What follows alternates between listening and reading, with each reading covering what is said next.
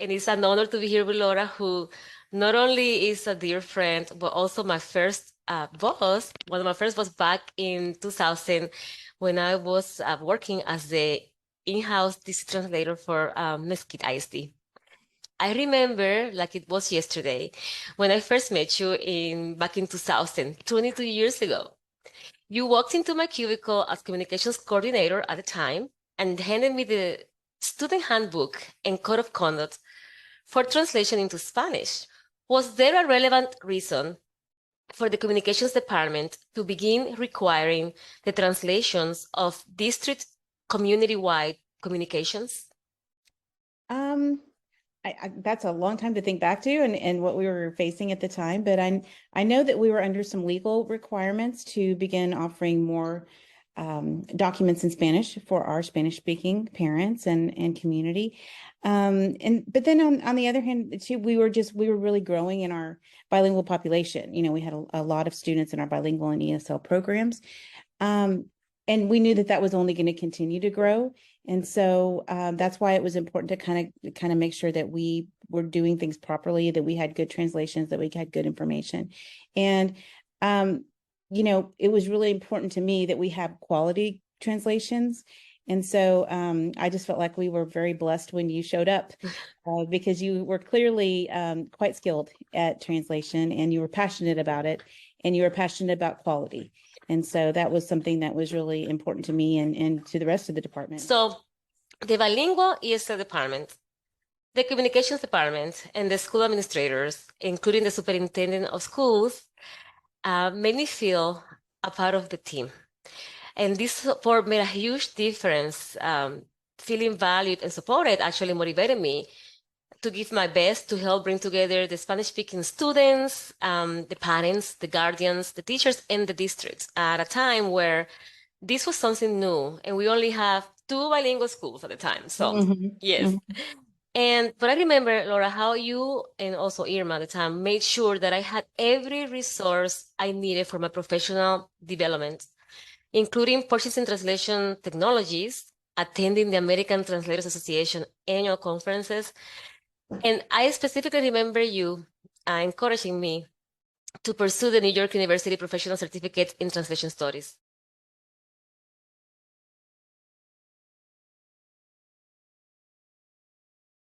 So why was it important for you that the DC translator, who generally is viewed as an auxiliary staff or paraprofessional, felt supported and seen as a specialized professional who provided an important service for the limited English proficient LEP communities?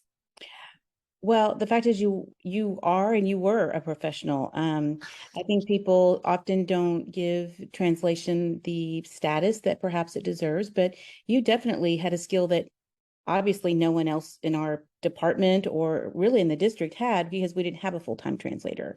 We relied on people who could speak Spanish to hopefully translate things appropriately.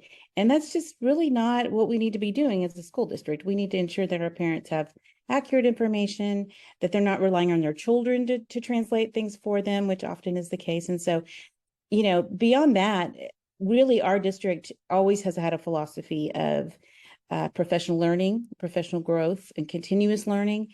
And so the fact that you wanted to do that just fell right in with our core values and kind of what we expect for every staff member, you know.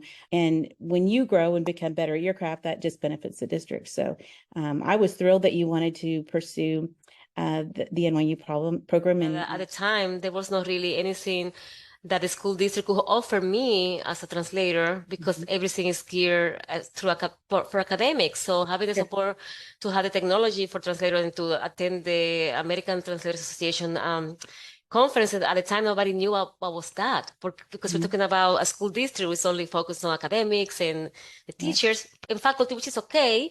But for me to know that you supported that was very important because we're talking about budget and you were always supportive of whatever I needed. Technologies, dictionaries, and that meant a lot because you actually saw that it was a specialized skill that the school district could not train me for. Having to go outside and understanding that there is a big broad world out there, outside of the school district, it's important and to know that there are lots of things that you can take advantage of in that space. So that you made a big difference in my growth professionally everywhere, because that really empowered me to do a better job. And I encourage every district to do that with their language access staff. So oh, now, yeah, absolutely. And let yeah, me go add to ahead. that too. If as a school district or a business, you have the opportunity to bring on a professional translator, if that's something that will benefit you, I mean, hands down, you cannot go wrong with that decision. It's having someone who is trained in that profession it just makes all the difference. So Perfect. Yeah. And then, yeah, because that person can also train the bilingual staff that is already doing the job and help them to be able to do a better job for the whole district, absolutely. because they're going to be still being used. So now, our last question. So Okay. 22 years later today, what has changed in terms of providing language access, and how do you view language access in school settings today? How do you use your role as Chief Communications Officer to support and empower district staff to meet the language access needs of students, parents, and the community?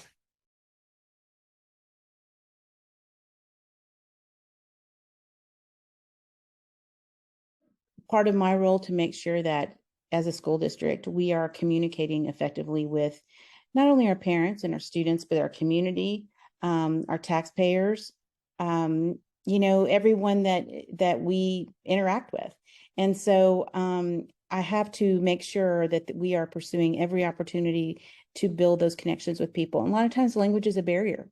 It just is. And I wish that I were bilingual many times of the years, but I am not. And I can tell you that we have just been, and I think a lot of this is due to you, Rosario, and kind of the importance that you put on making sure that we are meeting those needs and looking at new ways to expand. We have really, before COVID that started, we were actually doing a series of community meetings completely in Spanish. And that was something we had never done before. It was actually just really beautiful to watch because they had never been engaged in that way. They were so excited just to be included and to have their questions answered and to have something that was just for them, not a translated version of something that was done in English.